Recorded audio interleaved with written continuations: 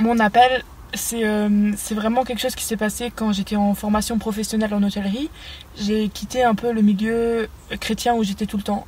Et j'étais vraiment accompagnée de gens qui avaient une vision vraiment bizarre pour moi de la foi.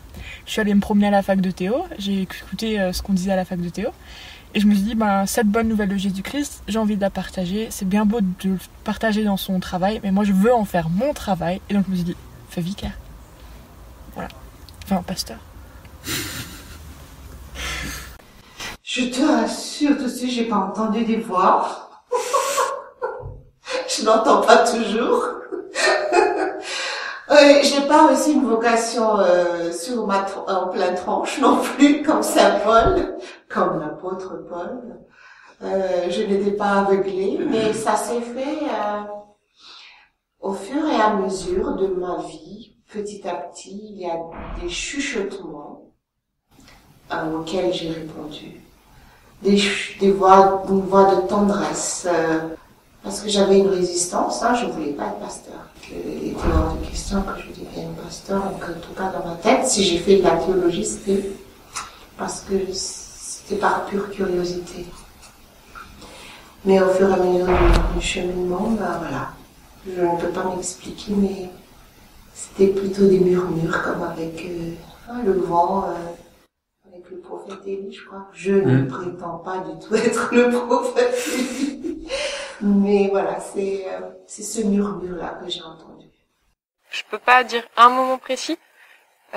Avec le recul, j'ai l'impression d'avoir été appelée depuis toujours à faire ce que je fais maintenant, mais je m'entendais pas comme ça avant, et c'est vraiment petit à petit que les pièces du puzzle se mettent en place. Donc je dirais que c'est venu progressivement. Je me suis intéressée à la religion alors que j'étais athée.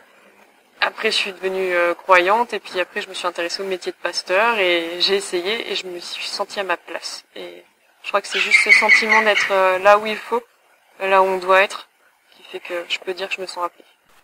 J'ai pas reçu d'appel spécifique au pastorat, en tout cas au départ. Pour moi, c'était vraiment plus mon appel général de chrétien, ou en tout cas comment je l'ai ressenti quand vraiment j'ai décidé d'entrer à pieds joints dans la foi.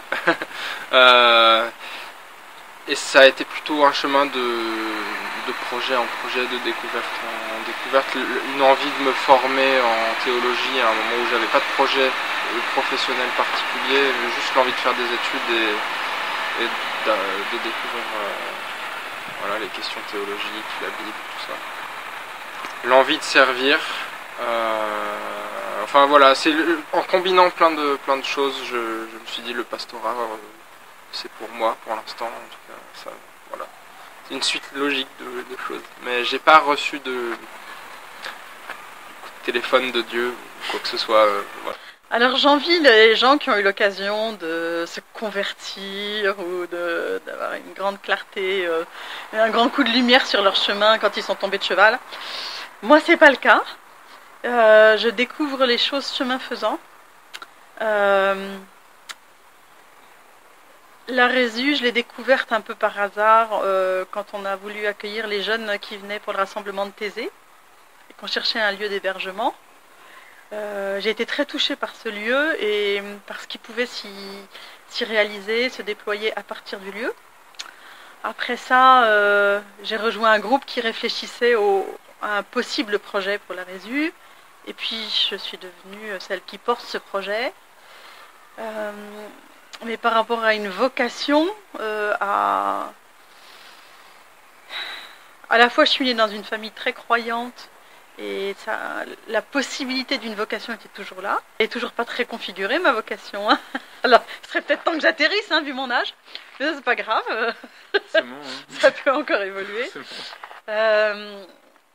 Pour l'instant, je me pose une question dont je peux parler sérieusement parce que je l'ai dit autour de moi. Je me demande si ma vocation est une vocation de pasteur ou si c'est une vocation de diacre. C'est un projet diaconal et je m'y suis très bien. Et quand on me dit qui peut le plus pour le moins, je ne suis pas tout à fait d'accord. Je pense qu'il y a des ministères différents dans l'Église et qu'il faut aussi y réfléchir. Voilà. Alors en revanche, le fait d'entrer en formation de pasteur, ça m'a été proposé et j'étais super étonnée. Mais ceux qui me l'ont proposé, m'en ont proposé comme quelque chose de bon pour moi. J'ai senti une grande bienveillance et je me suis dit que je pouvais leur faire confiance. Il faut aussi se donner des trucs pour savoir si on est sur la bonne voie ou pas. Et moi, ce qui m'apparaît, c'est que sur ce chemin, je suis très heureuse et très en paix. Je sais pas, pour moi, c'était à la fois quelque chose de très compliqué et une évidence en même temps. Savoir que moi, je suis né dans un milieu pastoral, mon père était pasteur. Donc j'ai grandi dans les églises, dans les paroisses, et je connais ce milieu comme ma poche. Et assez vite, quand j'étais au lycée, tout ça, j'ai fait mes premières expériences spirituelles, personnelles. Et je me suis commencé à me dire que c'est un univers qui me plaisait et que j'avais envie de servir l'église dans quelque chose. Mais je voulais pas faire comme mon père. Alors c'était un peu compliqué pour moi. Mais en même temps, je voyais que j'étais fasciné par la théologie chrétienne, l'histoire de la pensée et de la tradition chrétienne quelque part, l'église, comment elle a évolué au fil des siècles. C'est quelque chose qui me passionnait, et puis essayer de voir comment adapter cette église au monde contemporain, c'est aussi quelque chose qui me parlait. Et alors, il y a plusieurs petites choses sur mon chemin qui m'ont un petit peu du coup orienté vers la théologie d'abord dans un premier temps, mais plus par amour de la théologie que pour devenir pasteur en tant que tel, quoi. Et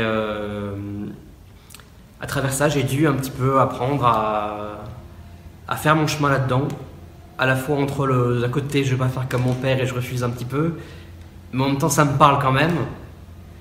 Et en même temps il y a beaucoup de gens qui me disent « Ah mais tu serais vachement bien là-dedans ». Et moi qui te dis « Ouais non mais non, j'ai ma propre vie, je ne suis pas obligé de faire comme vous voulez que je sois », mon côté un petit peu indépendant. Et du coup, au milieu de tout ça, j'ai dû apprendre à faire mon propre cheminement, qui a pris beaucoup de temps. En fait, j'ai été sûr de mon appel personnel, vraiment, il y a 2 ans et demi, 3 ans, à peine, où j'étais en suffragance dans l'église réformée, enfin dans l'église protestante unie de France, faut dire maintenant. Et c'est là-bas qu'en fait, j'ai réalisé que ce que je faisais là-bas, c'est ce que je voulais faire toute ma vie, et ce que je me sentais vraiment, là où je me sentais bien, là où je me sentais appelé par Dieu en fait. Et c'est là-bas que je me suis dit, en fait les choses sont possibles. Parce que jusque-là j'étais un petit peu négatif, j'aimais beaucoup l'église mais je voyais que le versant négatif et je voyais pas ce qu'on pouvait faire pour améliorer les choses. Et à ce moment-là, quelque chose s'est passé en moi, j'ai eu une espèce de déclic où je me suis dit, j'ai des choses à apporter et c'est là que je dois apporter des choses. Alors, pas dans cette église, cette paroisse-là, mais quelque part dans ce travail du ministère pastoral, quoi. Et donc c'est là que moi j'ai vraiment ressenti cet appel profond, et à partir de là j'ai tout donné pour pouvoir y arriver et y aller. Et j'essaye toujours encore de faire ça, avec maladresse bien sûr, mais j'essaye encore. Difficile parce qu'il y a différents stades, différentes couches dans un être humain, et répondre synthétiquement c'est difficile. Oui. Une des choses, je dirais, moi j'ai grandi dans l'église, ça fait partie de ma vie, enfant, adolescent. Il y avait des fêtes paroissiales, il y avait des cultes, il y avait les moments d'école du dimanche, de catéchisme. J'ai toujours trouvé des amis dans l'église, j'ai trouvé des gens avec qui on pouvait parler de choses profondes de la vie, etc. Et comme j'ai grandi là-dedans, ça semble aussi logique d'être là-dedans, de continuer dans cette église. Et puis après, si c'était juste être dedans... comme ça parce qu'on y a toujours été, ça n'a pas de sens non plus. C'est aussi, moi par ce biais-là, je peux être au contact de beaucoup de gens, avec des enfants, avec des personnes âgées, avec des personnes dans des situations difficiles, avec des personnes dans des situations de joie, et d'avoir ces différents temps de la vie et d'accompagner et d'être comme ça ensemble. Moi c'est ça qui me porte dans mon ministère. Avant d'être pasteur, j'avais d'autres métiers qui me plaisaient, et ils étaient tous en lien avec l'humain. Et là, d'être à la fois en lien avec ces gens et d'être en lien avec Dieu et de pouvoir être au service des autres et de Dieu, c'est ça qui me porte. Et donc, voilà pourquoi je suis là. Et après, parce qu'on est dans une église qui essaye d'être dans le monde actuel et d'être toujours plus ouvert et toujours plus vers les autres, et de parler avec des mots d'aujourd'hui. Et ça fait aussi sens pour moi. Et je m'émerveille toujours des nouveaux modes de communication et des nouvelles façons de partager l'évangile.